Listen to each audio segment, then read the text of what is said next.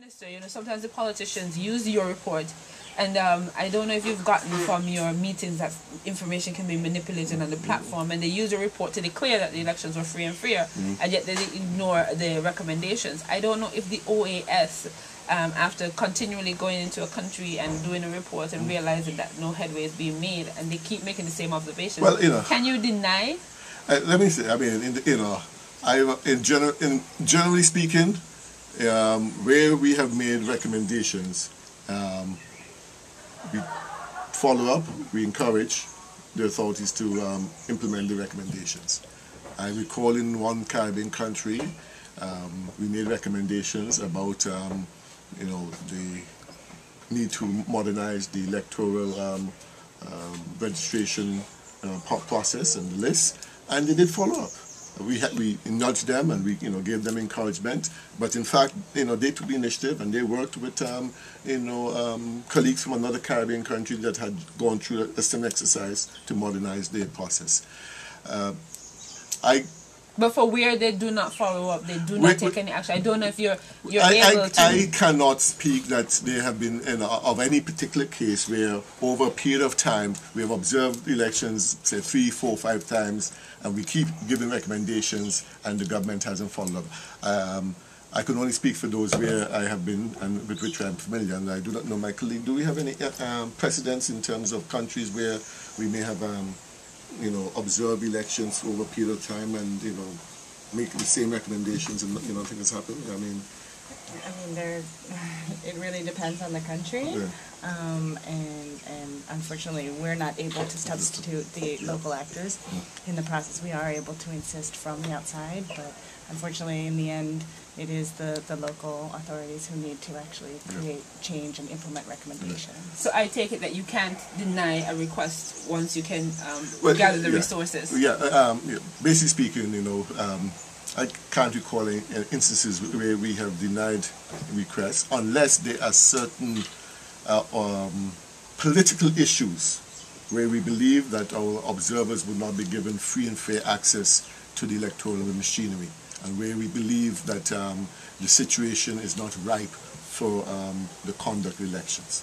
But as I said, this is the second time we are observing elections in the Federation, albeit local elections, and incidentally, we consider these to be local elections, and it's the first time we are having local elections in a Caribbean country. Okay, I understand. Observing local elections in a Caribbean country, I should say. This is the first time we are observing local elections in a Caribbean country. Could we consider these elections local elections? Yes, they are. Yeah, I was wondering. Well, when you said that the federal government was the one that made the request, I figured they made the request on behalf of the administration. But I was really wondering why the OAS would have come in for an island administrative. We have observed local elections. I know the process is important nonetheless. Yeah, we have observed local elections in other countries in the hemisphere, so it's not unusual for us to observe these types of elections. When you're having your meetings, I know you mentioned several groups that you were meeting with, but in terms of individuals, do you talk to people on the street as individuals? We talk to people from time to time and ask them, get the assessment of, what they're thinking. We have been to political rallies, and we have, spoken to people at rallies, and, gotten a feeling or the pulse of the country, as it were. So, yes, we do. And more specifically with regards to the electoralists and all the drama that we're having with that now, would you speak with the registration officer and the electoral office to find out what happened and the people who would have been allegedly removed from the first sets of people we spoke to were the supervisory election, Chamber Election Commission, the registration officer, and the head of the Nevis office of the electoral office.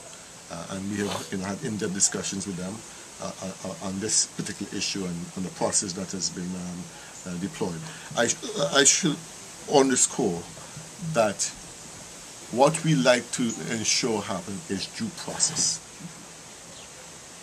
and to make sure that every opportunity is given for due process to take effect.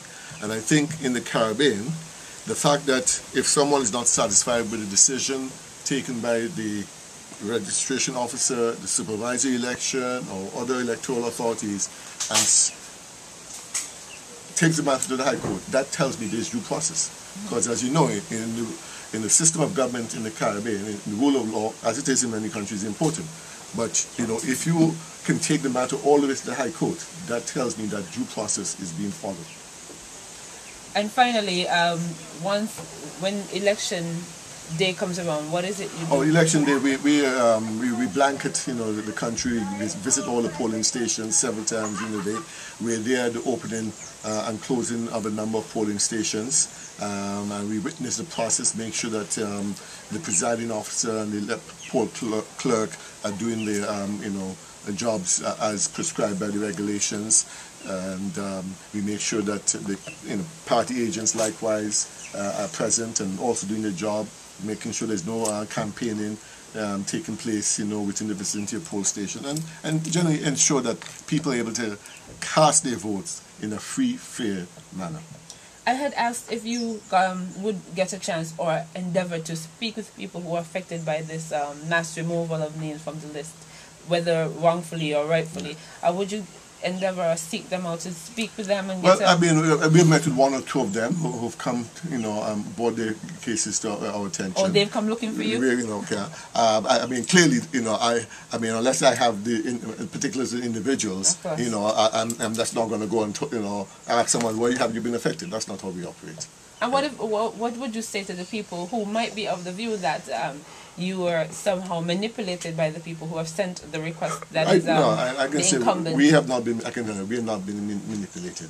We follow our guidelines, but we also make sure that we operate based on the country's constitution, country's laws, and to ensure that due process is being followed. Well, that's pretty much for me and my questions. Okay. Is there anything that you'd like to say in closing? Yes, there's a point I want to say, and since you're radio, you might be able to get this across. We, cognizant of the decision of the High Court yesterday, at the same time, we have been, going to some of the political rallies, and I know that this issue of persons who names are not on the list but have an ID card, should, whether or not they should still turn out to vote. I would urge all the political parties to inform their supporters accordingly of what the law states in terms of who is supposed to be turn up at the polls to vote. It's everyone who is on the list. As you know, even though you have an ID card, but your name is not on the list, that doesn't entitle you to vote. But of course, if your name is on the list but you don't have an ID card, you're still able to vote because you can submit other forms of identification for that purpose. So I would urge the political parties, the leaders and the supporters to ensure that persons who turn up to vote are persons who have the right to vote and have on the list, so that you have a very peaceful process on election day. Unfortunately, you saying that actually gave me another question, because there is a political party that has been encouraging their supporters to go out if they have a card, and it's almost like a test and see if you're really on the list. That's what I said. Would you meet with them? I would urge all parties to instruct the supporters in accordance with the law and the regulations. And our reading the law and regulations, including the most recent decision, is that one has to be on the list in order to be able to vote, and that person can vote with an ID card or with other means of identification. But an ID card on its own doesn't automatically give you the right to vote unless you are on the list. That is my interpretation.